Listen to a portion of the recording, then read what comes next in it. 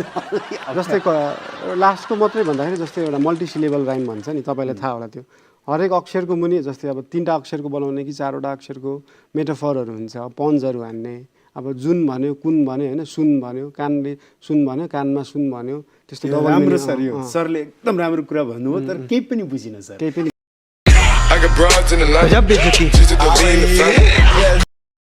हुन त अहिले पनि टिनेजमै हुनुहुन्छ जस्तो लाग्छ होइन। तर टिनेजमा चाहिँ कस्तो हुनुहुन्थ्यो, एक्चुअल बोइज नेचर चाहिँ कतिको थियो? केटी जिस्काउने, हिँड्ने? मैले केटी चाहिँ कहिले पनि जिस्काएन राधिका। रियली मलाई चाहिँ केटीहरूले मन पराउँथ्यो बरु।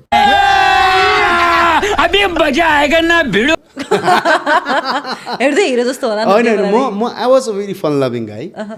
जस्तो फेरि कस्तो हुन्छ भने अब ए बाबा फुल भएपछि माउरी आउने हो नि त, गु भएपछि झिङ्गा आउने हो। स्वागत छ चोर भाइ कार्यक्रममा।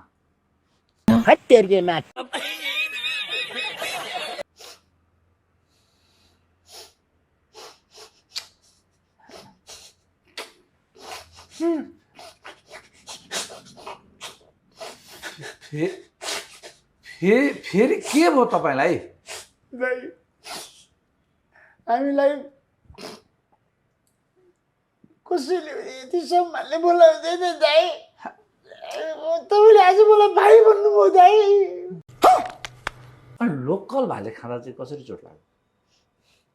यहाँ लेग पिस यस्तो लोकल भाले तानिरहेको दाइ, उताबाट भालेवाला आयो नि त, अनि मेरो भाले खान्छस् भन्दै यस्तो हान्यो दाइ, मेरो भाले खान्छस् भन्दै आका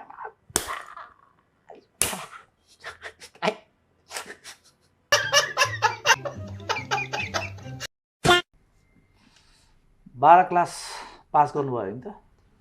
पहिला सुरु तपाईँले एउटा कुरो भन्दै होइन, तपाईँले जे किसिमको इन्ट्रोडक्सन दिनुभयो नि, जस्तो एउटा युवा हुनुहुन्छ जो अरू युवा जस्तै हुनुहुन्छ, त युवा जस्तो नभएर को जस्तो हुन्छ त हो?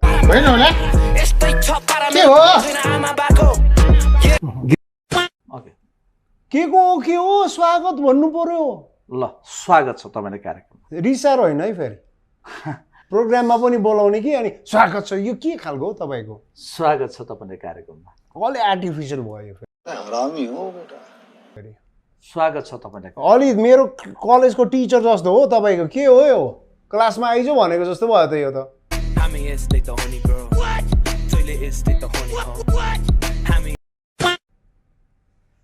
स्वागत छ तपाईँलाई कार्यक्रममा। ल ठिक छ, यतिको त ठिक छ। ल 12 पास गर्नुभयो? बल्ल बल्ल। मेरो खराब पानी छ, मेरो खराब पानी छ। कुन डिभिजनमा पास गर्नुभयो? ए अङ्कल रहेछ हौ यो मान्छे त। त्यतिका के खालको इन्टरभ्यूमा आएछ हौ, साथीहरूले चलेको भन्थ्यो त यस्तो। ओ भाई मारो मुझे, मारो नहीं ये मजाक हो रहा है, एक सेकंड। ऊ जस्तो रहेछ हौ मान्छे त। के खालको सोधेको, कुन डिभिजन? के बोले भाइ? अब के बोले के छ थाहा? सर एउटा कुरा कि तपाईँलाई एउटा कुरो भन्ने, तपाईँ पढेको हो कि नपढेको हो कि पुरानो पढेको हो कि के हो? आजकल त्यस्तो हुँदैन डिभिजन सिभिजन भन्ने। आउटडेटेड भएछ हौ अङ्कल तपाईँ त। होप्प परेर बसेर मात्रै हुन्छ, अपडेटेड हुनु पर्यो नि। कुन डिभिजन रे?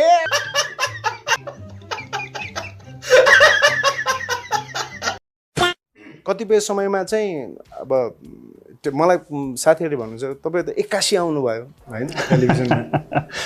म चाहिँ 81 नआएँ कि 82 आउनु भनेको छु।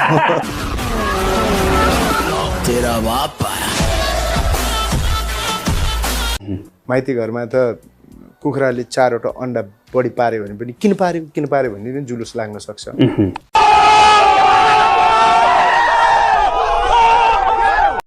दिपा दिदी चाहिँ भेजिटेरियन हो। उहाँलाई हेरिसकेपछि मलाई एकदम विश्वास लाग्छ क्या, हात्ती पनि घाँसै खाएर ठुलो हुने न।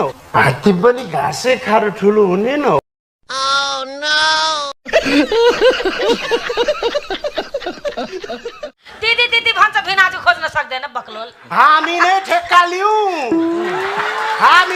लियौँ सुपर हिट फिल्म तिमी बनाउँछ एउटा लोग्ने बनाउन सक्दैन। तपाईलाई धेरै युवतीले मन पराउँछन् त्यो सही हो? कतिले मन पराउँछन् थाहा छैन, तर म एक युवतीलाई असाध्यै मन पराउँछु।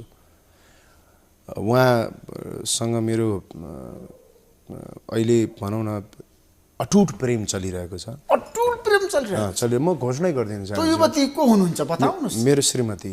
कैसा लगा मेरा मजाक? त्यसबाहेक अरू कुनै पनि युवतीलाई तपाईँले प्रेम गर्नु भएको छैन? गर्नु आवश्यकै छैन। तपाईँलाई टन्न पेट भइसकेपछि तपाईँ खाना खाँदै हिँड्नुहुन्छ र? Too many thoughts on my mind, I can't sleep at night, so I just keep writing. I don't need no help. Character सहितको सन्दीप छेत्री र सन्दीप छेत्रीलाई रोज्नु पर्ने कसलाई रोज्नुहुन्छ? सन्दीप छेत्रीलाई रोज्छु। कारण किनभने सन्दीप छेत्री एउटा घर हो। क्यारेक्टर भनेको त्यो घरभित्र भएको राम्रो कोठाहरू हो क्या। घर भएन कोठाहरू हुन्छ होइन? हो त।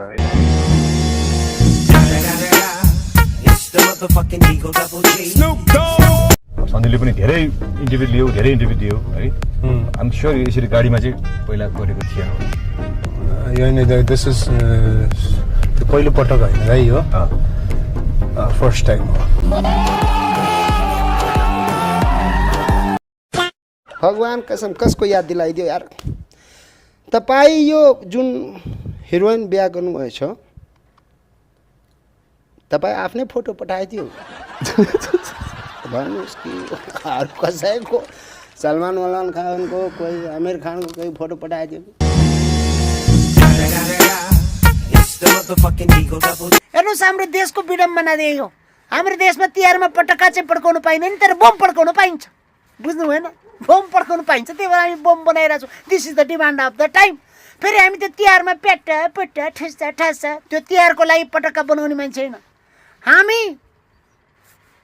देशको आवश्यकता अनुसार, देशको माग अनुसार सिज द बम बनाउने मान्छे। अनि तपाईँहरू यो बम कहाँ प्रयोग गर्नुहुन्छ? यहाँ। ठिक छ, अब कुराहरू त ठिकै छ, लेनदेनको कुरा पनि त गर्नु पर्यो नि। पापा के लेनदेन भन्नुभएको? चुप बग्लो, बाह्र ज्यादा कुरा नगर बुझिस, मुहे भर्काइदिन्छु साफ।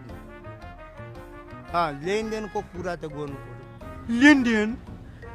कस्तो लेनदेन हो? हेर्नुहोस्, खास कुरा के छ कि हामी बिना लेनदेनको त शादी गर्दैनौँ। हामीलाई 45 केजी सोना तपाईँ दिनुहोस्, हामी तपाईँलाई 25 किलो लोहा दिन्छौँ। फला 45 किलो सुन होइन, कस्तो कुरो गरे आयो? हेर्नुहोस्, हामी तपाईँसँग के पनि नलिने, 45 किलो सुन हामी कहाँबाट ल्याएर दिने? त्यसरी बिना लेनदेनको त कामै हुँदैन, हामी भन्दैन। कसरी? के भने आयो? अरे यार, तपाईँ पनि दिमाग लगाउनु न मिस्टर दहीवाला, यार कुरा गर्नुहुन्छ। अब तपाईँको छोरीलाई हेर्नुहोस्, ऊ 45 केजीको त होला। ओ 45 केजीको छोरी त सोना जस्तो छ नि यार। त्यो 45 केजीको सोना हामीलाई दिनुहोस्। यो हाम्रो बकलोल जुन छ कि 25 केजीलाई यो लोहा तपाईँले लिनुहोस्, छोरी मलाई दिनुहोस्, यो लोहा तपाईँ राख्नु।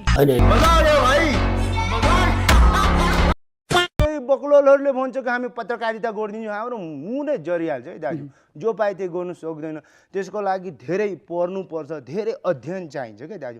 तपाईँ कति क्लाससम्म पढ्नुभएछ? मैले आजको दिनमा छ नि, मेरो पढाइको कुरा गर्नुहुन्छ भने मैले 2048 सालमा एसएलसी दिएको जनप्रवादबाट। पास पनि हुनु? एकदम पास। मेरो सर्टिफिकेट हेर्नुहोस्, स्कुलमा गएर सोध्नुहोस् होइन। त्यसपछि म पिपल्स कलेजमा पढेको मान्छे हुँ। तपाईँको त धेरै नेता ओता चिनेछ, तपाईँ भन्नु त पास गराइदियो होइन, त्यसो होइन।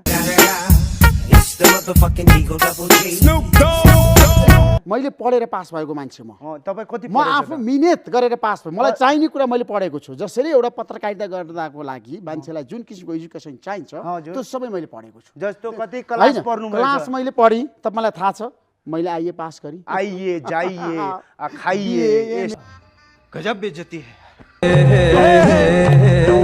बल्ल बल्ल भेट भएको छैन, बल्ल बल्ल भेट। तपाईँले नि 12 कक्षासम्म पढ्दाखेरि त ढलेको लोटा पनि उठाउनु भएको छैन। लोटा पनि ढल्छ? होइन होला के हो एमा ढल्ने उठ्ने दौडिने कहाँ हुन्छ हौ त्यस्तो लोटा के खालको अङ्कल तपाईँ के भनेको लोटा ढल्ने उठ्ने तपाईँले भन्लाई फेरि खेल्ने अनि यस्तो पनि लोटा हुन्छ